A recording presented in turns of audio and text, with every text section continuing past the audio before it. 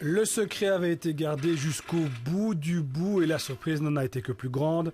Adjel Habib a été choisi par Georges-Louis Boucher pour remplacer Sophie Wilmès et devenir ministre des Affaires étrangères.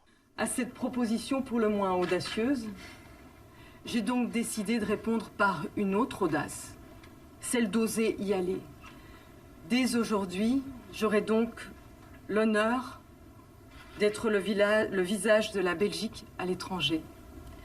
Je défendrai ses intérêts et les valeurs démocratiques qui sont les nôtres et les libertés fondamentales à un moment où elles sont plus que jamais menacées. Le président du MR explique son choix assez simplement.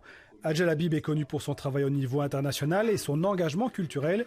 Et il y avait aussi la volonté de faire un coup politique, d'envoyer un message.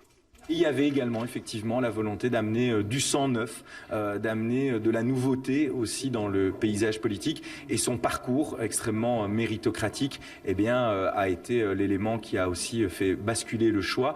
Comme je l'ai indiqué, on peut naître dans une maison de Coron à Boussu et devenir ministre des Affaires étrangères en Belgique. Je pense que c'est un signal extrêmement libéral que notre pays est capable d'envoyer en interne, mais aussi au reste du monde. Le nouveau visage de la diplomatie belge a senti qu'elle devait accepter cette proposition, aussi surprenante fut-elle. Pour sortir de sa zone de confort, contribuer, agir à un moment historique, je pense que l'Europe, le monde, l'état du monde demande que chacun retrousse ses manches et apporte à sa manière, de là où il est, une réponse. Et il se fait qu'on me demande d'aller là.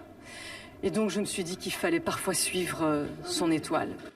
Et cette étoile l'a mené au Palais Royal ce midi, où Adjel Habib a prêté serment, avant d'assister à un premier Conseil des ministres et puis entamer le travail avec le Premier ministre Alexander De Croo.